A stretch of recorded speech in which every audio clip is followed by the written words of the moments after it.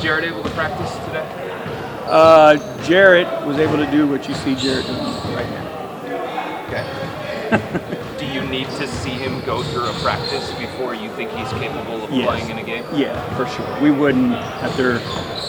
It's too difficult and too dangerous to not allow him the time to be able to do that. Do you anticipate him practicing tomorrow before you leave for Brooklyn? We'll see. And then, was anybody else unavailable to practice today? Nope, everybody was good. Good. What are your expectations for Evan in year 3? I think we've started to see the beginnings of it. There's an Evan who is more involved, and I think just through an increased usage, his impact is going to change. Just watching him with the ball in his hands, like the opportunities that it creates for people around him. And, I keep saying this, and I think, sometimes it's missed, but like, Evan doesn't have to have a number in order to be great, right? I think our goal or what we see at the game is he's got to average this, he's got to average that, he's got to average, X, Y, and Z. But that's not priority for Evan, and that doesn't speak to Evan's impact. Because Evan's going to play the game the way the game needs to be played and take what's there. So, he's a ultimate team player that makes the other team pay for the mistakes that they make. When it comes to Isaac, you guys are playing at a much faster pace this season. Do you see his defensive responsibilities changing at all in terms of just defending primary ball handlers, the guy at the point of attack, because it's going to be at a quicker pace? We're still going to have the same expectation of him. Who he's guarding.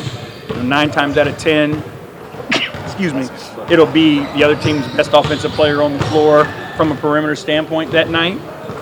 So I don't expect his responsibilities to change. Obviously, if there's more possessions, you'll lean on him more because he'll have more opportunities. But he's a lockdown defender, and we have the benefit of being able to put him all over the floor to control and contain guys. Do you say just like towards his workload, or like he has the capacity to maybe handle those extra possessions as well? Oh yeah, Isaac's a machine.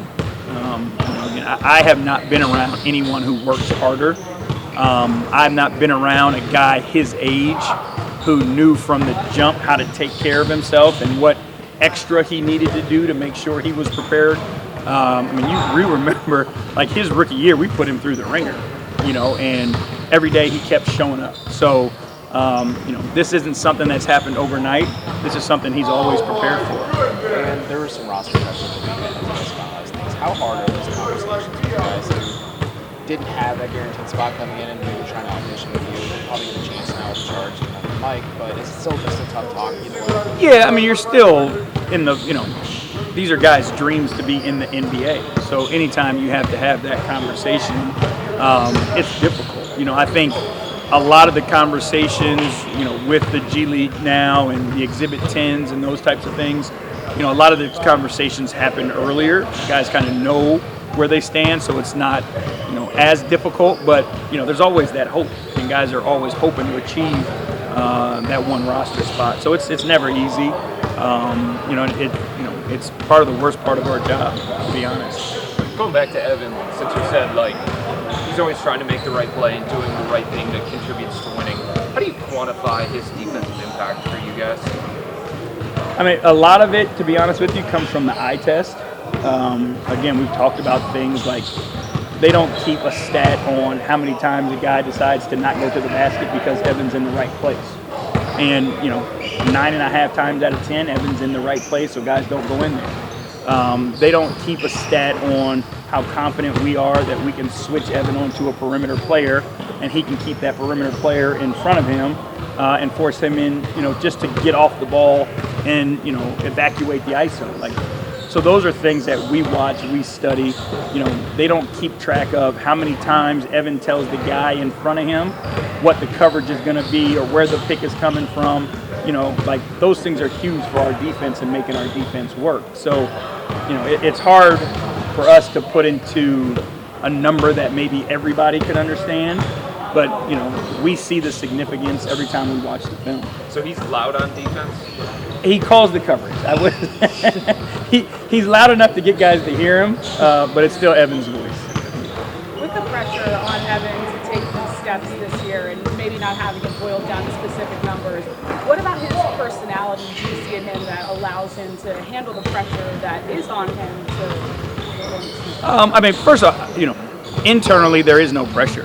Like, we're not having conversations with him like, you have to do this, you have to do that. We are aware, obviously, of outside, influences and conversations, but we just need Evan to be great for us. So as long as he goes out and does the things that we need him to do, we're satisfied, and so is he. But what I understand is, Evan has a burning desire to be great and to win as much as possible. So, that's where his concern is. It's like, how can I go out and help the Cavaliers win as many games as I possibly can? Like, that's where he puts pressure on himself because he wants that. But, again, it's, you can't put a number on it, like how competitive he is and, how he wants to impact winning, which we've seen him do nothing but that since he's gotten here. Darius and Donovan has a year of experience together. In year two, in what ways do you feel like they can build off of that? And you got so many different pieces. We've always talked about it this season already, but yeah, I mean, they can help each other more. I think there's two-man games that those smalls can play, and defenses have to make tough decisions. Whether it's small pick and rolls where one of them is slipping, dribble handoffs, like they got decisions, are they going to switch it? But then it's like, how do I make Donovan's job or Darius's job easier and get them the ball, in a position to attack because the defense has made a poor decision. So I think there's things that they can do where they just help each other, to take the pressure off of them so everything doesn't have to be so difficult and hard-earned. how much does it help to have the movement shooters that you guys have now and obviously the spacing threats? I mean, shooting matters. A guy like Max and George with their reputation, they carry a sense of gravity, and that gravity's not just standstill gravity. Some guys can just stand in one spot and people kind of, hug up to them.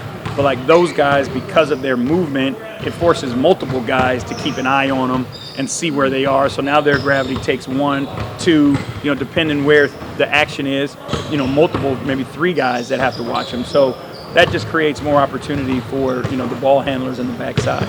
JB, I think we've seen some differences just with the way you guys have played in the preseason. What do you, for fans, what's the biggest difference in the way that you guys are going to play this year that they'll be able to pick up on pretty early on? I mean, I'm hopeful that the ball movement is there and people can see it. We want to have a thrust and an explosiveness from the defensive end to the offensive end. But there's a feel when that ball is just zipping around and defenses continue to have to chase that we want to create offensively. And, that's something our fans can see. I think that leads to more open shots, whether they be threes or driving closeouts and getting layups. But I think, we want our offense to be more dynamic. And then we still got to hang our hat on the defensive end, and that can't change for us. No, that's all right. Given his injury last year and what you've been talking about with Dean Wade in terms of being healthy and confident throughout training camp, did you exhale when he took that shot from Buddy Hield the other night? Yeah, I mean, that's the thing is you just never know. You never know how guys are gonna, respond and wake up the next morning. But again, I think his confidence is there, so we need him to stay on the floor so he can keep building that confidence. All right, last question. Now that Tristan has been with the team for a few weeks, how have you seen him get reintegrated in Cleveland and take on a leadership role? I mean, it's for those of us who know Tristan, it's like he never left. He's not shy. He doesn't slowly work his way into the group by any means. So, it's been seamless and easy because of his personality and, again, his accomplishments here, but the respect that everybody has for him. So it's been really, really easy. Thank you. Thank you.